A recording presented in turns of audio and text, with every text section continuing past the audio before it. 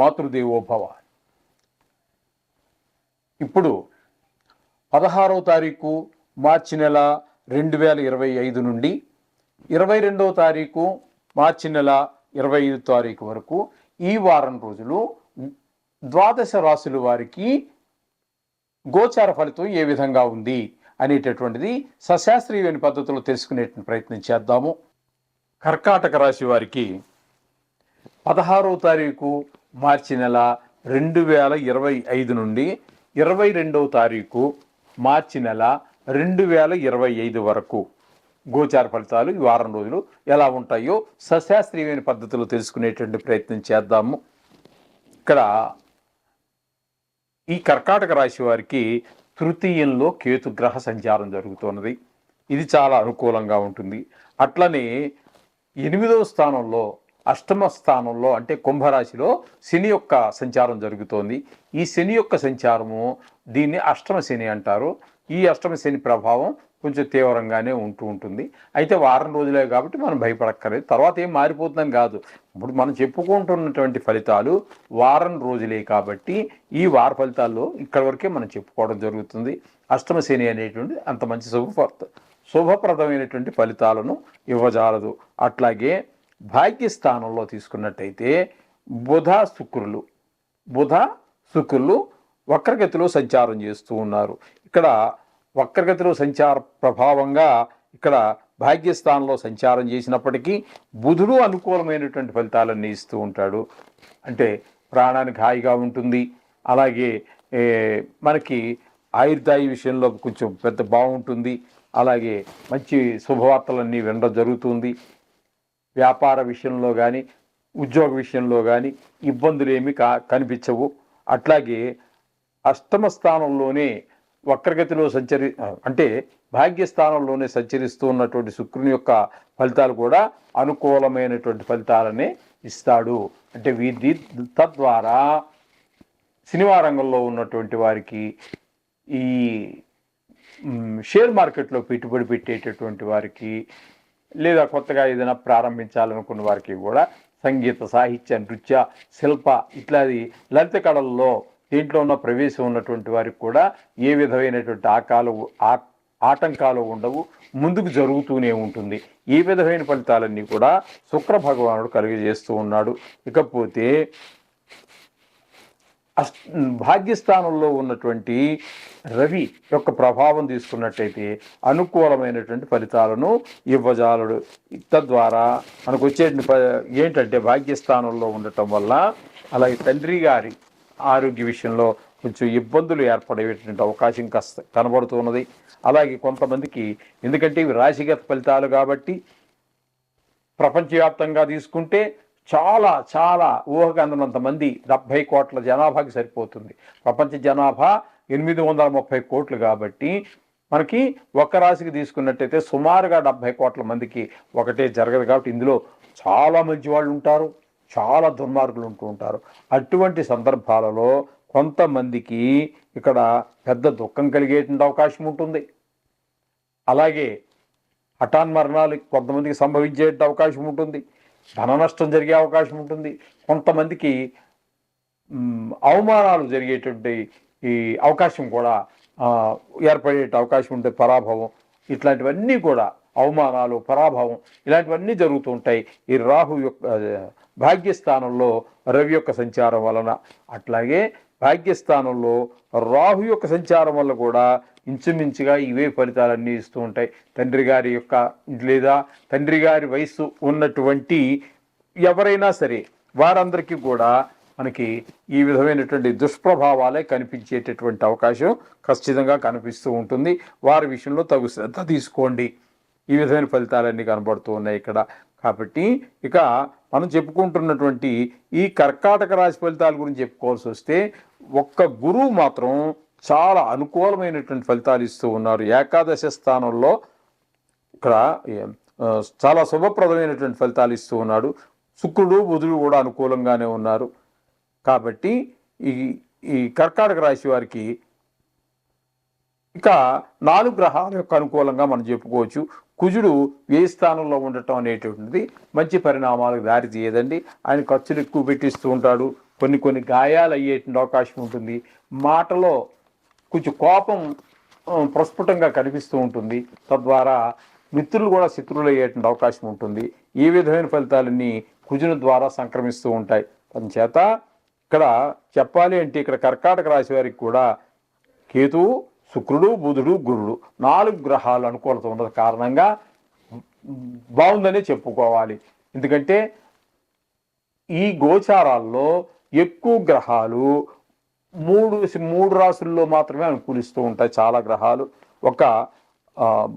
మనం చెప్పాలి అంటే గురుడు ఒక 5 రాసుల్లోనూ, అలాగే బుధుడు చెప్పుకోవాలి అంటే ఒక 7 రాసుల్లోనూ, శుక్రుని చెప్పుకోవాలి అంటే 10 రాసుల్లో మాత్రం బుధ, గురు, శుక్ర ఈ 3 గ్రహాలు ఎక్కువ రాసుల్లో అనుకూలిస్తాయి. మిగతావన్నీ కూడా 2-3 స్థానాల్లో మాత్రమే అనుకూలిస్తూ ఉంటాయి. కాబట్టి కొన్ని గ్రహాలు అనుకూలత, కొన్ని గ్రహాలు ప్రతికూలత ఉండడం సర్వసహజం. అయినా ఏమి మీరు కంగారు పడక్కర్లేదండి. మనం చెప్పుకుంటున్నట్టుగా నవగ్రహాలకు సంబంధించినటువంటి ఏదో ఒకటి చదువుకోండి, మీకు అంతా శుభం జరుగుతుంది. ఎవరో మర్చాను, ఇక్కడ కర్కాటక రాశి వారి ఏ నక్షత్రాల వారు ఈ రాశిలోకి వస్తారు అనేటువంటిది మనం చెప్పడం మర్చాము కదా. పునర్వసు 4 పాదం, పుష్యమి 1, 2, 3, 4 పాదాలు, ఆశ్లేష 1, 2, 3, 4 పాదాలు, ఈ 9 పాదాలు కలిసి మనకి కర్కాటక రాశికి చెందుతాయి. కాబట్టి ఈ కర్కాటక రాశి వారు అయ్యో నాది ఏ నక్షత్రం కదా ఇందులోకి వస్తుందని కంగారు పడక్కర్లేదండి. కొంచెం బై ఓవర్ సైట్ మొదట్లో చెప్పవలసినటువంటిది లాస్ట్లో చెప్పానంతే. శుభం. మీనరాశి వారికి 16వ తారీఖు మార్చి నెల 2025 నుండి 22వ తారీఖు మార్చి నెల 2025 వరకు గోచార ఫలితాలు ఏ విధంగా ఉన్నాయి ఈ వారం రోజుల పాటు అనేది సశాస్త్రీయమైన పద్ధతిలో మనం తెలుసుకునేటువంటి ప్రయత్నం చేద్దాం. వీరు కూడా ఏళ్ళనాటి శని ప్రభావానికి లోనైనటువంటి వారే. మీనరాశి వారు కూడా ఇక్కడ జన్మరాశిలోనే అంటే మీనరాశిలోనే 4 గ్రహాల యొక్క సంచారం జరుగుతోందండి. అవి ఏంటంటే సూర్యభగవానుడు, బుధ భగవానుడు, శుక్ర భగవానుడు, రాహు భగవానుడు 4 గ్రహాల యొక్క సంచారం జరుగుతున్నది. అయితే ఇందులో బుధ భగవానుడు, శుక్ర భగవానుడు వక్రగతిని ప్రయాణం చేస్తూ ఉన్నారు. ఇకపోతే తృతీయ స్థానంలో గురువు యొక్క సంచారం జరుగుతున్నది. తృతీయ స్థానంలో గురువు యొక్క సంచారం జరుగుతున్నది. చతుర్థ స్థానంలో కుజుని యొక్క సంచారం జరుగుతున్నది.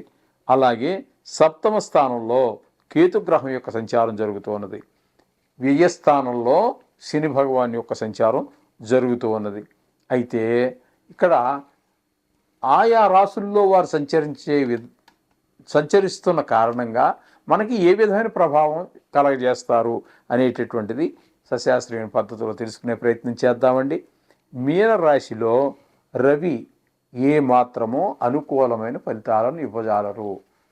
ఇంట్లో దగ్గులు, లేకపోతే జ్వరాలు, కోల్డ్, సర్ది చేయటము, ఇట్లాంటి చిన్నపాటి ఇబ్బందులు ఆరోగ్య విషయంలో కుటుంబానికి అందరికీ మొత్తం ఈ విధమైన అనారోగ్య పరిస్థితులు ఏర్పరచడానికి కారకుడవుతాడు ఇక్కడైనా.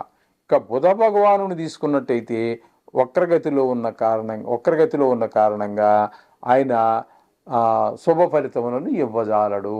ధన వ్యయము, అలాగే శత్రుభయము, మనోవిచారము ఇవన్నీ కూడా కలిగేటువంటి ఫలితాలన్నీ ఇస్తూ ఉంటాడు అక్కడ బుధ భగవానుడు.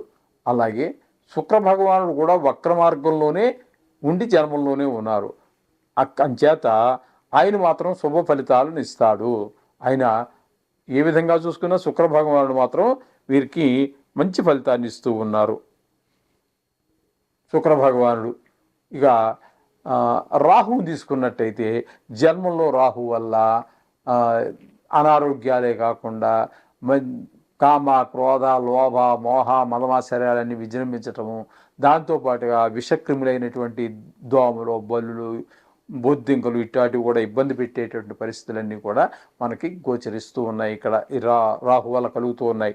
ఇకపోతే తృతీయ స్థానంలో గురువు యొక్క సంచారం జరుగుతున్నదండి. తృతీయ స్థానంలో గురువు ఏమాత్రం అనుకూలమైన ఫలితాలు ఉండవు. అట్లాగే మనం ఉద్యోగం చేసేటువంటి జాగాలో కానివ్వండి, లేదా వ్యాపారం చేసే జాగాలో కానివ్వండి, మనం నివసించేటటువంటి ఇంటి దగ్గర కానివ్వండి, మన పై స్థాయి వాళ్ళు కానీ, మన సమాన స్థాయి వాళ్ళు కానీ, లేదా కింద స్థాయి వాళ్ళు కానీ ఎవరు కూడా మనకి సహకరించరండి. తద్వారా మనకి కొంత ఇబ్బందికరమైన పరిస్థితులు అన్నీ ఏర్పడుతూ ఉంటాయి. ఈ విధంగా కొంచెం ధనం వ్యయమయ్యేటువంటి అవకాశం కూడా మనకు కనిపిస్తూ ఉంటుంది. ఇక్కడ తృతీయ స్థానంలో గురువు యొక్క సంచారం, చతుర్థంలో కుజుని యొక్క సంచారం. తద్వారా ఈ రియల్ ఎస్టేట్ వ్యాపారులకి ఈ వారం బోణి అవ్వడం కూడా కష్టం అండి. ఎందుకంటే ఆయన భూకారకుడు కాబట్టి, గృహకారకుడు కాబట్టి, అక్కడ అనుకూలమైన ప్రదేశంలో లేరు కాబట్టి అయినా వారికి కొంచెం రియల్ ఎస్టేట్ రంగంలో ఉన్నటువంటి వారికి కొంచెం ఇబ్బందికరమైన పరిస్థితులు ఏర్పడుతూ ఉంటాయి. అంటే వ్యాపారం జరగదు, డబ్బులు రొటేషన్ కావండి. ఇకపోతే ఈ మీనరాశి వారికి సప్తమ స్థానంలో కేతు సంచారం. సప్తమ స్థానంలో కేతు సంచారం వల్ల జరిగేది ఏంటంటే భార్యాభర్తల మధ్యన అనుకూలత లేకపోవటం, వీరు చెప్పిన దాన్ని వారు అంగీకరించకపోవటము, వ్యతిరేకించటము. కొంతమంది అంగీకరించకపోయినా వ్యతిరేకత చూపించరు, భార్యగా వారి ధర్మాన్ని వారు పాటిస్తూ ఉంటారు. ఇక్కడ ఏంటంటే కొంతమంది ఉంటారు కదా, అన్ని రకాలు ఉంటారు కదండి ప్రపంచం. వ్యతిరేకించే వాళ్ళు ముక్కు మీద గుద్దినట్టే చెప్పేస్తారు. ఆ రకమైన వాళ్ళతో మరిన్ని ఇబ్బందులు ఉంటాయి. ఆ రకమైనటువంటి భార్యాభర్తల మధ్యన ఉన్నట్టయితే ఎవరిలో ఉన్నా కూడా ఇబ్బందికరమైన పరిస్థితులు ఉంటాయి. అలాగే ఎవరితోనైనా మనం వ్యాపారం 2, 3, 4, 5, 6 కలిసి పెట్టుబడి పెట్టి చేస్తుంటాం. వాళ్ళ మధ్యన కూడా ఒక ఏకీభావం ఉండదండి. ఆ ఏకీభావం లేకపోవడం ద్వారా ఒక ఎద్దు అలాగే ఒక ఎద్దు ఇట్లా లాగుతుంది అనుకోండి, బండికి కట్టిన ఎద్దులు, అది బండి సక్రంగా నడవదు. అదేవిధంగా వారు ఈ భాగస్వామ్యంలో వ్యాపారం చేసేవారికి కూడా ఈ వ్యాపారం సక్రంగా నడిచే అవకాశం ఉండదు. తద్వారా ఆదాయం తగ్గేటువంటి అవకాశం ఉంటుంది. కొన్ని సందర్భాల్లో మనస్పర్ధలు ఏర్పడేటువంటి అవకాశం కూడా మనకు ఖచ్చితంగా కనిపిస్తూ ఉన్నది. అలాగే వ్యయస్థానంలో శని భగవాన్ యొక్క సంచారం జరుగుతోందండి. దీనివల్ల శత్రుభయం, మనోవిచారము, కొంతమందికి భార్య చనిపోవటము, కారాగార శిక్ష, ధన నష్టం జరగటము, ఇట్లాంటివన్నీ కూడా జరిగే అవకాశం ఉంది. ఎందుకంటే ఇది ఒక్క మనిషి కుంభరాశి వాళ్ళకి మీకు ఒక వ్యక్తిగతకు సంబంధించింది కాదండి, రాశిగతమైన ఫలితాలు కాబట్టి దీనికి ఎంతకి కొన్ని ప్రపంచవ్యాప్తంగా మనం తీసుకున్నట్టయితే సుమారుగా 70 కోట్ల మందిని మనం ఇందులో చేర్చుకోవచ్చు. తద్వారా అన్ని గ్రహాలు మనకి నిజానికి చెప్పాలి అంటే నిజమైన మీ వ్యక్తిగత జాతకానికి దీన్ని అనుసంధానం చేసుకుని చూసుకుంటేనే, ఒకవేళ మీ వ్యక్తిగత జాతకంలో బాగుంది అనుకోండి, మహర్దశ మంచిగా నడుస్తోంది, దీని ప్రభావం ఇంకా తగ్గుతుంది. అది బాగాలేదనుకోండి, దానికి తోడు ఇదేంది అనుకోండి, ఇంత బాధ ఇంత అయ్యేటట్టు అవకాశం కూడా ఉంది. ఈ విధమైన ఫలితాలన్నీ కూడా మనకు వస్తూ ఉంటాయి. ఇకపోతే ఈ వీరికి కూడా ఈ మీనరాశి వారికి కూడా యోగించేటటువంటి గ్రహం ఏంటంటే ఒక్క శుక్రగ్రహం మాత్రమే యోగిస్తోందండి. ఇందాక కుంభరాశి వారికి కూడా అదే శుక్రగ్రహం యోగించింది, మిగతా ఏ గ్రహాలు యోగించలేదు. చేత ఇక్కడ మొత్తంగా చెప్పుకోవాలంటే కుంభరాశి వారికి, మీనరాశి వారికి కొంచెం ఈ గోచార రీత్యా, కేవలం గోచార రీత్యా కొంచెం ఇబ్బందికరమైన పరిస్థితులు ఉంటాయి. కాబట్టి అనుకూలంగా లేనటువంటి గ్రహాలకే కాదు, అనుకూలంగా ఉన్న గ్రహాలకి కూడా రోజు ఒక 2 నిమిషాలు కేటాయించండి. వీలైతే గుడికి వెళ్ళండి, ఆ నవగ్రహాల చుట్టూ 9 సార్లు తిరగండి. లేదా నవగ్రహాలకు సంబంధించి అనేకం చెప్పారు, ఏ ఒక్కటి చేసుకున్నప్పటికీ తప్పేమీ లేదు. సర్వదేవ నమస్కార కేశవం ప్రతిగచ్చతి. మీరు ఏ దేవుడికైనా నమస్కారం పెట్టండి, ఆ కేశవుడికే చెందుతాయి. కాబట్టి ఇంతమంది దేవుళ్ళు అంటే ఏకో విష్ణు మహాద్భూతం పృథుగ్భూతాన్ని, విష్ణువు ఒకడే. కానీ ఆయా సందర్భాల్లో, ఆయా ప్రాంతాల్లో ఆయా అవతారాలు ఇచ్చారు కాబట్టి దేవుడు అనేవాడు మూల పదార్థం ఒకటే. కాబట్టి మీరు ఏ దేవుడికైనా సరే సంబంధించి చేసుకోండి. ముఖ్యంగా నవగ్రహాలు చేస్తే మంచిదని నా అభిప్రాయం. కేవలం ఏంటంటే వీరికి ఇంకో పని లేదండి, వీరు కేవలం దీనికోసం నియమింపబడినవారు కాబట్టి అంచేత ఈ నవగ్రహాలకు సంబంధించి చేసుకున్నట్టయితే చాలా మంచి జరిగే అవకాశం ఉంది. శుభం.